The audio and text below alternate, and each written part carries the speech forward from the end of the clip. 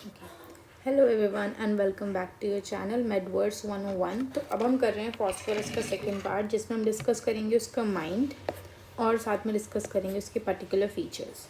तो माइंड में सबसे पहले हम जो देखते हैं वो ये है कि ये पेशेंट होता है बहुत ही एपैथेटिक और इनडिफरेंट। ये किस वे में एपैथेटिक और इनडिफरेंट होगा कि ये अपने जो फ्रेंड्स, इसके फैमिली, इसके सराउंडिंग्स जो लोग होंगे, इवन हिज ओन चिल्ड्रन, उन लोगों के ऊपर ये ध्यान नहीं देगा, उन लोगों से ये बात करना नहीं चाहेगा और ये कैसा हो जाएगा, एपैथेटिक हो जाएगा, इनडिफरेंट हो जाएगा उन लोग के साथ। जैसे कि सीपिया होती है, सीपिया भी क्या करती है, अपने बच्चों से बात नहीं करती है, ठीक है, तो अपने खुद के बच्चों के लिए एपैथेटिक हो जाती है। फिर थिंक स्लोली एंड स्लगिशली। अब ये पेशेंट कैसा होगा, क्योंकि वो एपैथेटिक हो गया, इंडिफरेंट हो गया, तो अब उसकी जो सोचने समझने की क्षमता है वो भी कम हो जाएगी, तो एपैथेटिक के साथ साथ हो जाएगा स्लो एंड स्लगिश।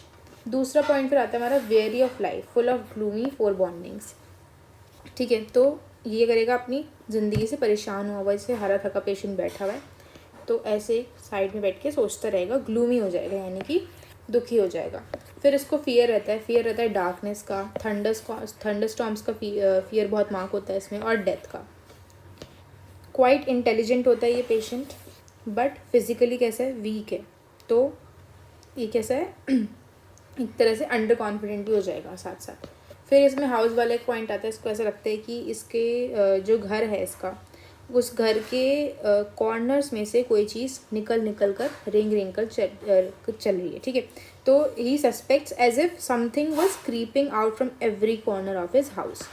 फिर हमने ओवर सेंसिटिवनेस वाला पॉइंट देखा था पहले भी कि ये एक्सटर्नल इंप्रेशंस को लेके बहुत ओवर सेंसिटिव होता है, जैसे कि light, noise, touch, odour etcetera. फिर insanity, insanity with an exaggerated idea of one's own importance, यानी कि इसको अपनी इम्पॉर्टेंस, अपने आप से इतना सेल्फ ऑब्सेस्ड पर्सन हो जाता है ये, इसको अपनी importance to the exaggerated form में फील होती है कि ये पागल होने की कगार पे आता है, कि like he is about to go insane. फिर वॉन्ट्स टू बी मैग्नेटाइज, यानी कि चाहता है कि इसके आसपास लोग रहें, लोग इसको इम्पोर्टेंस दें, ठीक है, तो he wants to be magnetized. फिर हम देखते हैं इसका पर्टिकुलर्स। तो पर्टिकुलर सबसे पहला पॉइंट जो आता है, होर्सनेस आता है।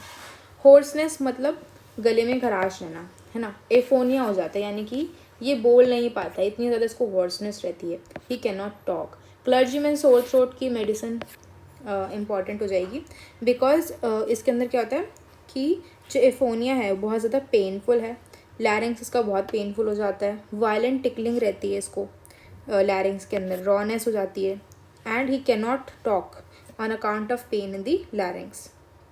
और होर्सनेस कब ज़्यादा होगी, worse in evening time, while talking, laughing, reading, cold air etcetera, इन सब चीज़ों की हॉर्सनेस बढ़ जाती है। फिर हम देखेंगे इसका कफ। अब कफ कैसा होगा इसका, लेफ्ट साइडेड कफ रहेगा पेशेंट का, ठीक है, तो लेफ्ट साइडेड जो थ्रोट होगा उसके अंदर इसको दिक्कत होगी, बहुत ज़्यादा लेफ्ट साइडेड चेस्ट में प्रॉब्लम होगी, और वेट की सेंसेशन रहती है, ऐसा लगता है कि चेस्ट के ऊपर किसी ने वेट रखा हुआ है, ठीक है, हार्ड, ड्राई और टाइट कफ रहता है इसको। कंजेशन ऑफ लंग्स के साथ इसका कफ रहता है। फिर हम देखते हैं क्या सेंसेशन रहती है, शार्प स्टिचिंग पेन रहता है with trembling. Next what we have is sharp stitching pain हमने देख लिया, ट्रेम्बलिंग होती है इसको कफ करते टाइम, और जो स्प्यूटा होगा उसका कलर कैसा होगा, रस्टी, ब्लड कलर का स्प्यूटा उसको निकलता है, यानी कि एक्सपेक्टोरेशन। फिर निमोनिया हम देखते हैं, तो निमोनिया कैसा होगा, upper lobe of the left lung में इसको निमोनिया होता है, बर्निंग सेंसेशन के साथ रहता है, और निमोनिया की हिपेटाइजेशन स्टेज पे हम देते हैं लंग्स में, ड्राइनेस होती है और हैवीनेस होती है इसको निमोनिया के साथ,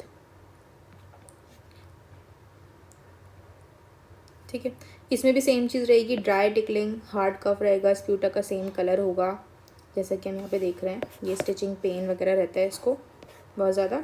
और निमोनिया कैसे बढ़ जाता है, bye lying on the left side, तो हमने देखा था पहले भी कि लेफ्ट साइड तो ये रेमेडी वर्क करती है, क्योंकि इसकी ज़्यादातर कंप्लेंट लेफ्ट साइड में रहती हैं। पेनफुल साइड पर अगर लेट जाएगा तो दिक्कत होगी, और वार्म रूम में रहेगा तो प्रॉब्लम होगी, talking, laughing, reading, towards evening इसको प्रॉब्लम बढ़ जाती है, और lying on the right side से इसको रेस्ट मतलब आराम मिलता है। और डिज़ायर हमने देख ली थी कि हर चीज़ में इसकी डिज़ायर सेम ही है, किसी को क्या चाहिए, ठंडा पानी चाहिए और ऐसे ड्रिंक्स चाहिए जो रिफ़्रेशिंग हो, फ्रूटी ड्रिंक्स हों, ठीक है। तो कोल्ड फूड और कोल्ड ड्रिंक्स इसको डिज़ायर रहती है।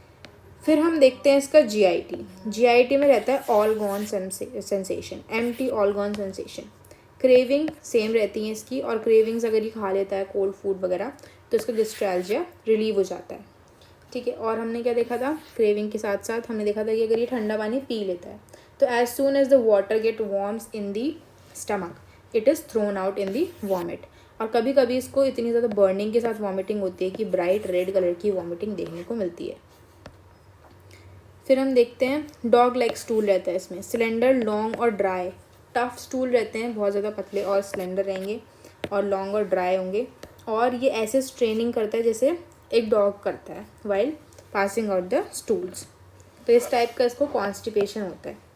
ये बुक में भी लिखा है like dog like stools.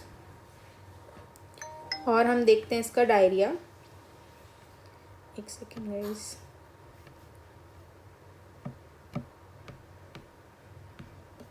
Okay. फिर हम देखते हैं इसका डायरिया इसको कब होता है, मॉर्निंग टाइम में रहता है और ऐसा लगता है कि एनस कैसा है, वाइड ओपन है। As soon as something enters the rectum इसको डायरिया हो जाता है। जैसे ही कोई चीज़ के रेक्टम तक जाती है इसको डायरिया हो जाता है। और वाटरी डायरिया होता है, प्रोफ्यूज होता है, pouring away as from a hydrant, यानी कि ऐसा लगता है किसी ने एक पंप के अंदर से बहुत फोर्सफुली पानी बहा दिया हो, इस टाइप का इसको वाटरी डायरिया होता है। इनवॉलेंट्री स्टूल्स होते हैं, कैसे होते हैं, लाइक सागो पार्टिकल्स, यानी कि साबुदाने जैसे, ठीक है। और कब होता है इसको डायरिया, हमने देखा मॉर्निंग टाइम में होता है। फिर हम आते हैं इसकी लिवर कंप्लेंट्स पे। लिवर कंप्लेंट्स में क्या क्या रहता है, मैलिग्नेंट जॉन्डिस अगर इसको हो रहा है, सिरोसिस ऑफ लिवर हो रहा है, फैटी डीजनरेशन ऑफ लिवर हो रहा है। अब ये कंप्लेंट्स क्यों हो रही हैं, क्योंकि क्या करता है, strong liquors, fatty degeneration, strong liquors अगर ये ले रहा है, यानी कि बहुत ज़्यादा अल्कोहलिक या वाइन का कंजम्पशन कर रहा है, तो इसको ये प्रॉब्लम होती है। और इन सब कंप्लेंट्स के साथ इसको जॉन्डिस के साथ लिवर फैटी डिजनरेशन के साथ इसको हो जाता है नोजिया एंड वॉमिटिंग।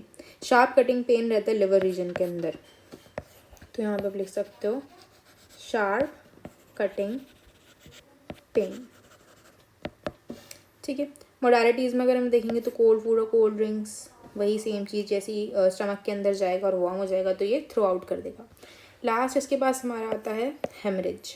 तो हेमरेज कैसे होते हैं, स्मॉल कट्स या स्मॉल इंजरीज अगर हैं कहीं पे तो वहाँ से ब्लड निकलता है, और ऐसा ब्लड जो कि नॉन कोएगुलेबल है, ब्राइट रेड कलर का है, ठीक है।